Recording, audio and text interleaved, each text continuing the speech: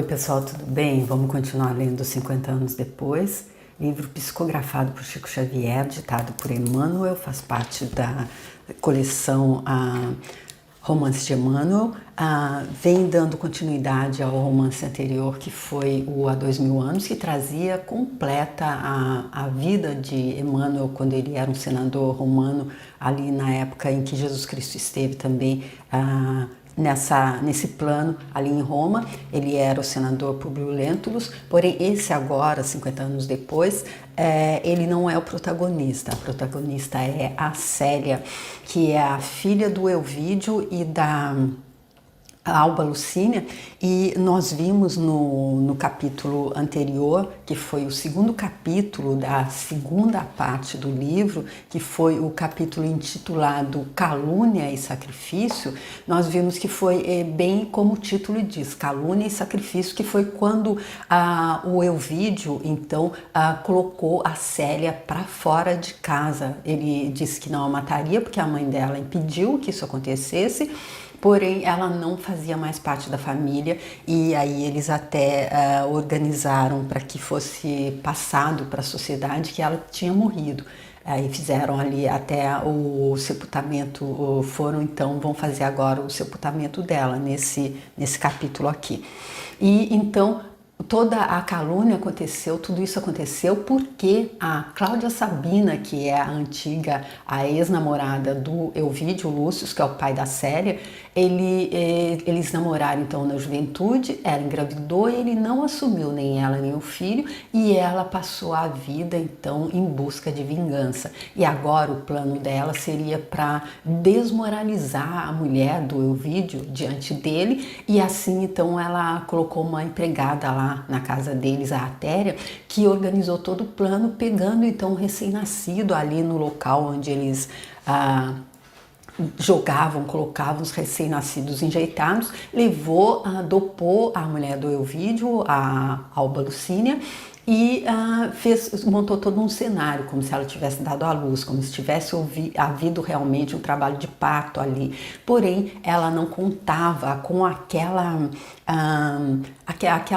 aquilo que a feiticeira que estava ajudando a Cláudia Sabina a montar todo esse plano maquiavélico, a Plotina, ela disse que talvez o plano delas tinha tudo para dar certo, porém ele poderia ir por água abaixo caso um anjo que existia ali na vida da Alba Lucínia, que elas estavam querendo então destruir moralmente, esse anjo poderia intervir. Ela disse que não sabia se esse anjo estava encarnado ou não, mas esse anjo então é a Célia, a nossa protagonista do livro, que quando ouviu o choro do recém-nascido e foi até o quarto e entendeu o que estava acontecendo, porque ela sabia que o prefeito Lólio Úrbico estava fazendo avanços imorais em direção à mãe dela, porém ela nunca ouviu as respostas da mãe dela, então ela tinha dúvidas com relação se a mãe dela estava correspondendo ou não.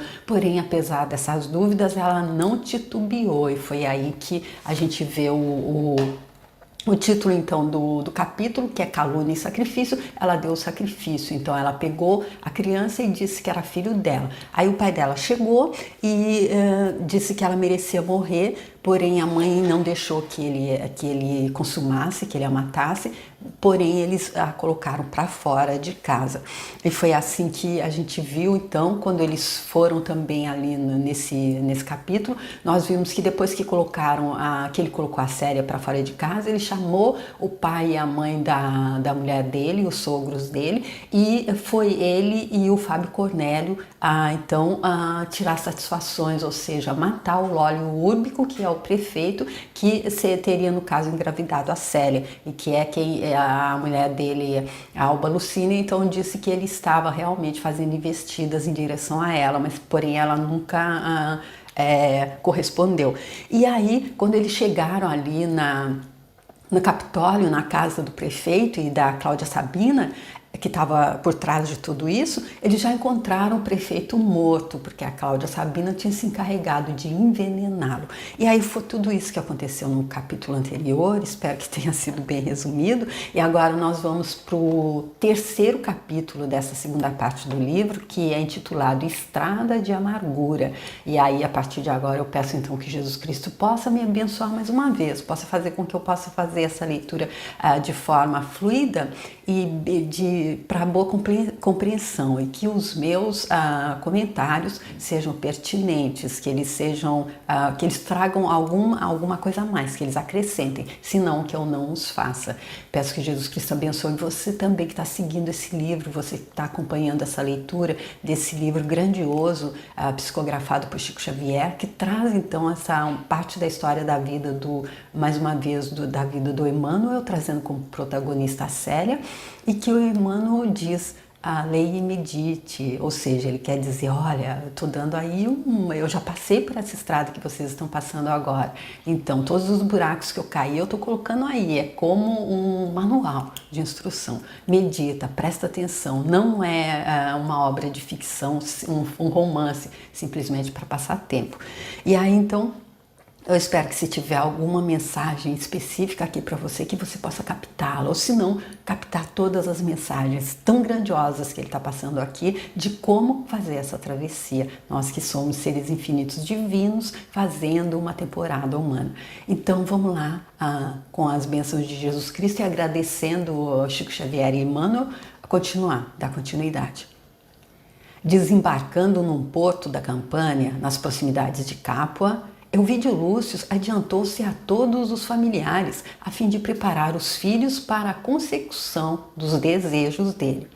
E aqui, ele, quando está se referindo, o Emmanuel se referindo aos filhos do Elvídio, ele quer dizer então a filha dele, a Elvídia, e o marido dela, o Caio Fabrícios, que agora então passa a ser tratado como se fosse filho, porque na verdade ele tinha duas filhas, ele tem duas filhas, que é a Elvídia e a Célia, porém a Célia ele acaba de dizer que não é mais filha dele, ele vai agora então preparar todas as organizar tudo para que um falso enterro seja mostrado para ela agora, então seja feito em nome dela agora, porque para eles ela morreu. Caio Fabrícios e a mulher sofreram rude golpe com as revelações inesperadas a respeito da irmã, e, obedecendo às determinações do tribuno, criaram o ambiente necessário para que os círculos aristocráticos da cidade recebessem a notícia da casa, enquanto os sacerdotes do templo, sem desprezarem as largas compensações financeiras que Ovídio oferecia, facilitavam a solução do assunto, guardando-se assim para sempre todas as recordações da jovem num punhado de cinzas. Ou seja, aquela coisa que não mudou muito até agora, porque se a gente quiser falsificar um enterro hoje e a gente for ali pedir para as pessoas que são organizadas para isso, pode ser que eles vão dizer, mas como que é isso? Não tem corpo? Não vou fazer isso. Porém ali, olha, os sacerdotes que podiam organizar isso para ele não desprezaram as largas compensações financeiras. E aí então todas as recordações da Célia ficaram reduzidas num punhado de cinzas.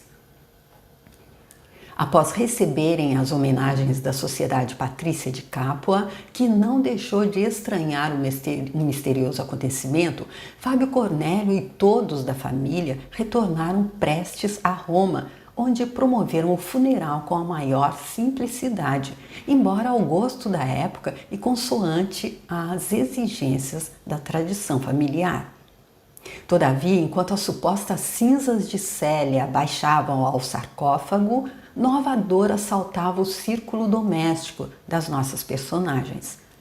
Profundamente ferida nas fibras mais sensíveis do coração materno, Júlia Spinter, não conseguindo suportar tão fundo desgosto, acrescido aos muitos que lhe minavam a existência, abandonara a terra inopinadamente, sem que os íntimos pudessem, ao menos, prever-lhe a aproximação da morte, que se verificou dentro de uma noite, em consequência de um colapso cardíaco. Então aqui quem é a Julia Spinter, a mulher do Fábio Cornélio, então o pai os pais, a mãe então da Alba Lucínia, que é a mãe da Célia. Então a Julia Spinter, a avó paterna, a avó materna da Célia, que então não suportou todos aqueles sofrimentos que ela estava passando, os finais, e acabou então colapsando de um ataque cardíaco. Novo luto envolveu a casa de Ovídio, experimentando Alba Lucínia os mais atrozes padecimentos íntimos.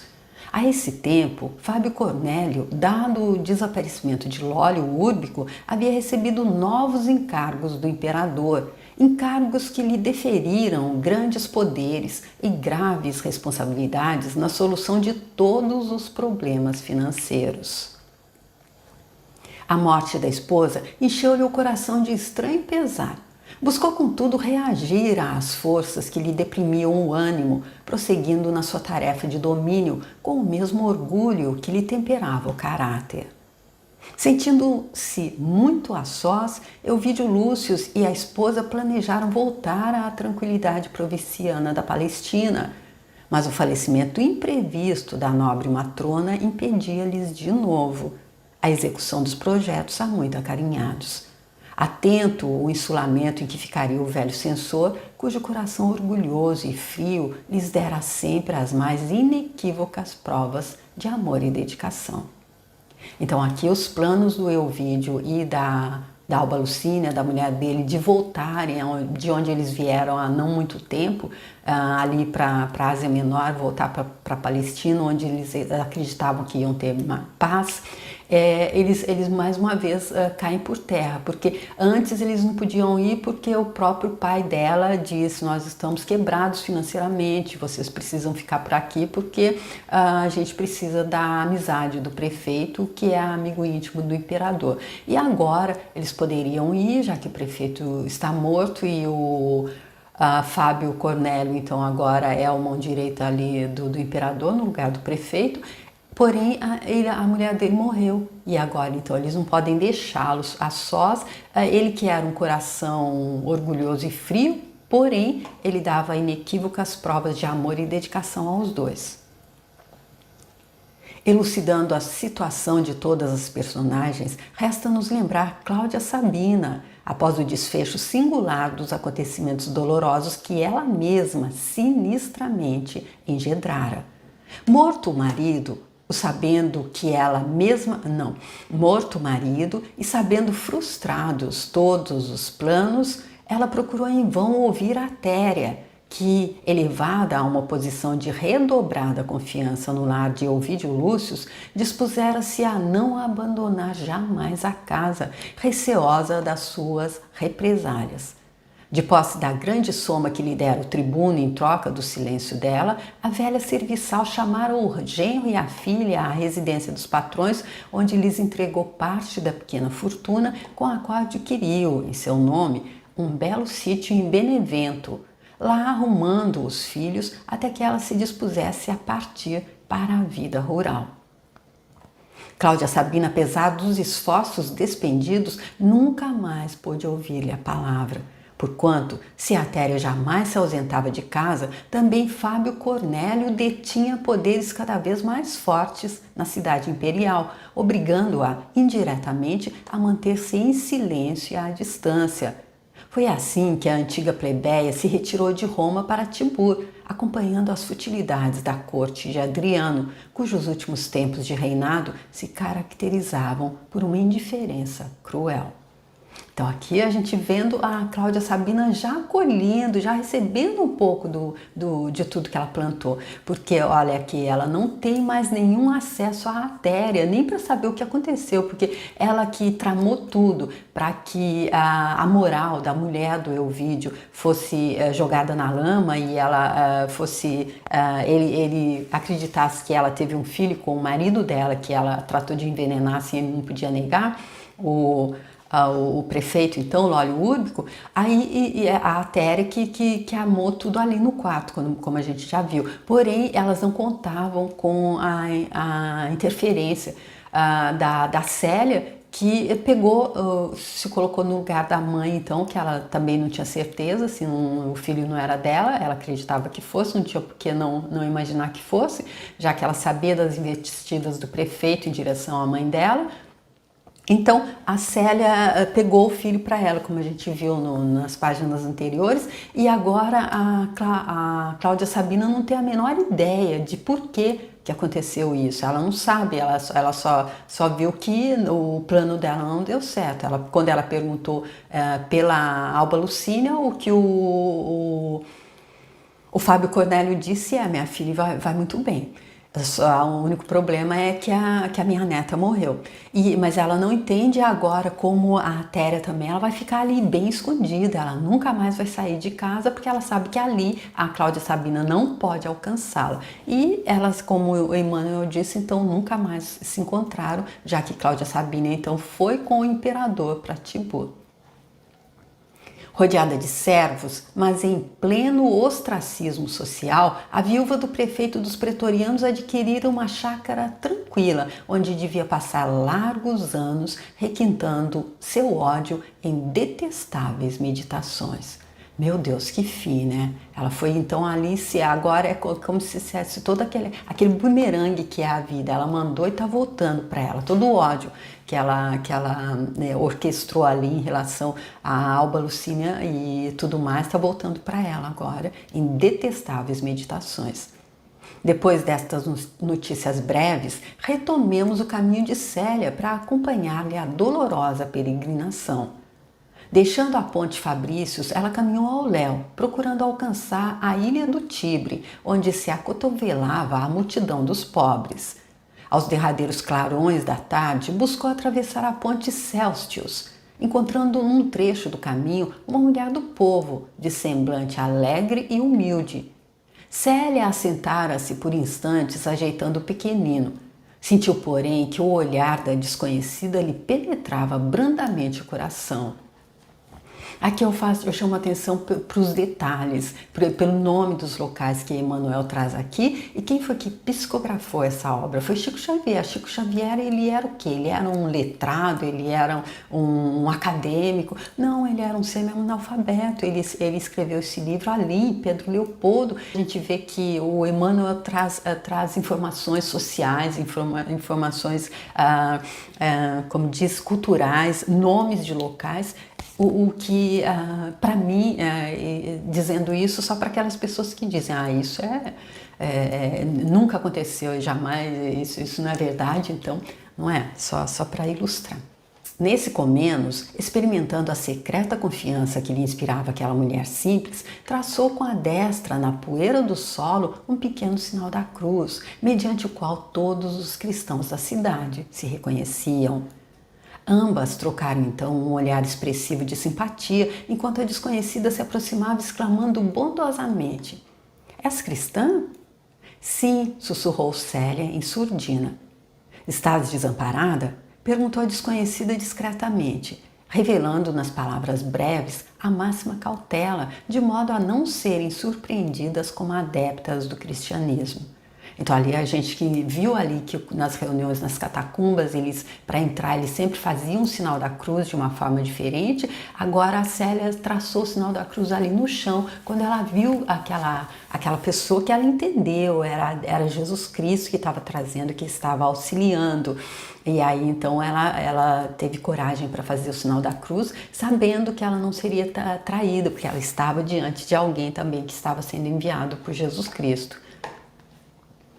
"Sim, minha senhora", revidou Célia, algo confortada com aquele interesse espontâneo. "Estou só no mundo com este filhinho." "Então vem comigo, é possível que te seja útil em alguma coisa." A neta de Quinéio Lúcio seguiu-a sôfrega de proteção, no pélago de incertezas em que se achava. Atravessaram a Ponte Célestios calmamente, como velhas amigas que se houvessem encontrado, dirigindo-se para um quarteirão de casas pobres. Distanciadas da multidão, a mulher do povo, sempre carinhosa, começou a falar: "Minha boa menina, chamo-me Orfília e sou tua irmã na fé. Logo que te avistei, compreendi que estava só e desamparada no mundo, precisando do auxílio dos teus irmãos. Estás moça e Jesus é poderoso. Surpreende lágrimas nos teus olhos, mas não deves chorar quando tantos irmãos nossos têm padecido atrozes sacrifícios nos tempos amargos que atravessamos.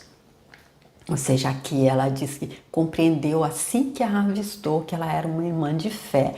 Ou seja, Deus ele manda todos os recursos que a gente necessita, porém ele necessita de outras pessoas aqui ou ele necessita não, ele usa outras pessoas, porque como ele iria amparar a Célia? Mandando essa pessoa. E aí a gente lembra quando Jesus Cristo disse: o que fizeres ao seu irmão mais humilde estarás fazendo a mim. E aí é que a gente deve ficar bem atento para esses momentos, né, em que a gente é chamado a fazer essa ajuda, a estender a mão, deixar Deus nos usar para ajudar o próximo, que a gente não se furte, que a gente não recuse, não é? Célia ouviu-a consolada, mas intimamente não sabia como proceder em tão difíceis circunstâncias nas quais uma companheira de crença se lhe revelava com toda a sinceridade. Enquanto a Orfília calava um instante, a filha de Ovídio agradecia-lhe em breves palavras. Sim, minha senhora, estou comovida e não sei como agradecer-lhe. Sou lavadeira, continuou a plebeia com sua simplicidade de coração, mas tenho a aventura de possuir um marido piedoso e cristão, que não se cansa de me proporcionar no trabalho e no aconchego do lar os mais sagrados testemunhos de nossa fé. Vais conhecê-lo. Chama-se Horácio e terá prazer quando souber que te podemos ser úteis de algum modo. Tenho também um filho de nome Júnior, que constitui nossa esperança para o futuro, quando em nossa pobreza material estivermos imprestáveis para o trabalho. E aproximando-se cada vez mais da casinha pobre, acrescentava: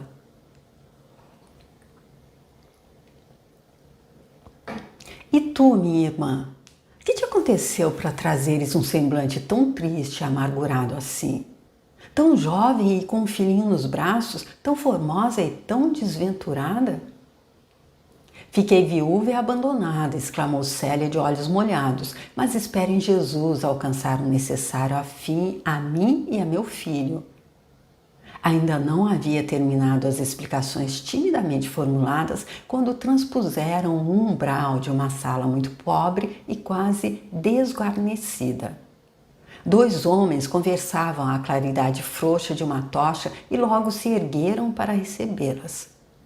Devidamente apresentada ao pai e ao filho, Célia notou que Horácio tinha de fato um aspecto conselheiro e bondoso, observando, porém, no filho algo que a desagradou de pronto. Um olhar de moço leviano e frívolo, cheio de fantasias e de loquacidade. Sabes, mãe, exclamou o rapaz como se guardasse todas as qualidades de um porta-novas. O grande acontecimento que abalou toda a cidade? E o Emmanuel sempre sendo gentil, ele não diz todas as qualidades de um fofoqueiro, de um leve trás. Ele diz então guardasse todas as qualidades de um porta-novas. Enquanto a Orfília fazia um gesto de estranheza, Júnior continuava. A primeira notícia que abalou hoje as proximidades do fórum pela manhã foi a da morte do prefeito Lólio Úrbico, que se suicidou escandalosamente, obrigando o governo a numerosas homenagens. É estranho, exclamou a interpelada. Muitas vezes vi em público esse homem fidalgo, de porte orgulhoso e varonil. Ainda ontem o ouvi nos carros de triunfo, nas festas do imperador. O rosto dele transbordava alegria e, no entanto... Ora, interpôs o chefe da casa, atravessamos uma fase dolorosa de terríveis surpresas para todas as classes sociais. Quem nos poderá afiançar com certeza que o prefeito dos pretorianos se tenha suicidado realmente? No mês findo, a cidade assistiu a 2 acontecimentos como esse e, no entanto, soube-se depois que os 2 patrícios suicidas foram assassinados cruelmente por sicários da própria grei deles. Ou seja, Exatamente o que aconteceu ali com o nosso prefeito Lólio Úrbico, que foi assassinado pela própria mulher dele, ou seja, por gente ali próxima de dentro, não foram malfeitores que vieram de longe. E ele dizendo, aconteceu na cidade no mês anterior, dois acontecimentos que foram tidos como suicídio que não foram. E a gente vendo que ali o veneno andava à solta, nós vimos no livro Há 2000 Anos também que isso acontecia. Estava sempre ali um se suicidando e não era realmente suicídio. Célia, encostada a um canto, como se for uma jovem mendiga, ouvia aquelas notícias amargamente impressionada. A estranha morte de Lólio Úrbico aterrava-a. Embora inquieta, fazia o possível para não trair as mais vivas emoções. Agora a Célia também ali sem entender porque o Lólio teria morrido. E se ela soubesse que ele tinha sido assassinado, sim, pelo pai dela, sim, ela sabia por quê. Porém, ele disse que foi suicídio, aí ela não entendeu nada. Mas o dia não se caracterizou somente por isso. Continuava a Júnior loquaz. Disseram-me no fórum que alguns cristãos foram presos quando reunidos próximo do Esquilino, bem como que o censor Fábio Cornélio e família partiram para Capua, a fim de trazerem para aqui as cinzas de uma filha do tribuno Elvídio Lúcio, lá falecida recentemente. A jovem cristã recolheu a notícia com espanto, compreendendo a gravidade de sua condição perante os parentes orgulhosos e inexoráveis. O espírito dela chocava-se tristemente em face de notícias tão amargurosas. À mente lhe veio a ideia de regressar à casa e repousar o corpo ao quebrado. Nunca se afastara do lar, a não ser quando descansava junto do avô enfermo no Palácio do Aventino. Lembrou os serviços amigos e dedicados, invocou todos os recantos do ninho paterno com seus aspectos peculiares. Uma saudade imensa de sua mãe, invadia-lhe o íntimo e, contudo, o coração lhe afirmava, por secreta intuição, que seus olhos nunca mais voltariam a refletir a placidez do lar paterno, a não ser quando abandonasse o ergástulo do mundo. Consoante as informações de Júnior, compreendeu que as portas da casa paterna lhe estavam fechadas para sempre. Simbolicamente morta, não poderia voltar aos seus, senão como sombra. Gente, que momento forte, que momento sinistramente triste para ela, não é? Saber que os próprios pais, os próprios parentes mais próximos, então, estavam ali fazendo o enterro dela, porque ela nunca mais, então, poderia voltar ali para rever o lar paterno. Observando-a de olhos úmidos e reconhecendo-lhe o enorme cansaço, Orfília procurou quebrar a frivolidade dos assuntos, dirigindo-lhe a palavra bondosamente. E tu, minha querida menina, por pouco não continuávamos a nossa história. Afirma-te viúva? Mas que lástima, assim tão nova! Tomando-a pela mão para conduzi-la ao interior, sob o olhar surpreso dos dois homens que reparavam a nobreza de traços da desconhecida, continuava. Entremos, filha. Está muito frio e pareces fatigada. Além disso, precisamos cuidar da alimentação do pequeno. Vem! Enquanto Célia exorava a Jesus que a inspirasse em tão difíceis circunstâncias, compreendendo, após as notícias de Júnior, que não poderia expor àquela amiga ocasional a realidade da situação dela, Orfília prosseguia com interesse. Mas como te chamas, minha irmã? Enviuvaste há muito tempo e não tens outra amizade por ti? A filha de Elvídio, medindo a delicadeza do momento, deu um nome suposto, exclamando: enviuvei há 4 meses apenas e estou inteiramente desamparada com este filhinho de poucos dias. Tenho experimentado todos os sofrimentos de uma infortunada filha da plebe, mas tenho guardado a fé em Jesus como único refúgio. Ainda agora, a sua caridade fraterna, recolhendo-me a esta casa, foi para mim o testemunho vivo da proteção do Mestre Divino, a cuja misericórdia tem endereçado todas as minhas súplicas. Não somente Orfília, mas o marido e o filho a ouviram penalizados. E quais os teus projetos, minha filha? Perguntou a dona da casa, compungida. À tal pergunta, Célia lembrou-se de Quinéio Lúcio, que lhe havia prometido amparo em todos os momentos difíceis, se o senhor o permitisse, e, implorando-lhe um alvitre valioso, com as vibrações silenciosas do pensamento, retrucou com certa firmeza. Tenho necessidade de sair de Roma na primeira oportunidade. Infelizmente, faltam-me os recursos necessários, mas espero que Jesus me ajudará. Tenho alguns parentes nos arredores de Nápoles e nos confins da Campânia. Quero recorrer a todos eles, porquanto não poderia aqui viver sem elementos para me sustentar e ao meu pobre filhinho. Isso é justo, respondeu Orfília brandamente. Eu e Horácio poderemos ajudar-te nas primeiras providências. Aliás, replicou o chefe da família com um gesto paternal, Júnior terá de viajar ainda este mês como empregado do fórum, levando documentos de pouca importância até Gaeta. Munida dos pequenos recursos que poderemos arranjar, estarás habilitada a encetar nova diligência para te reunires aos teus parentes.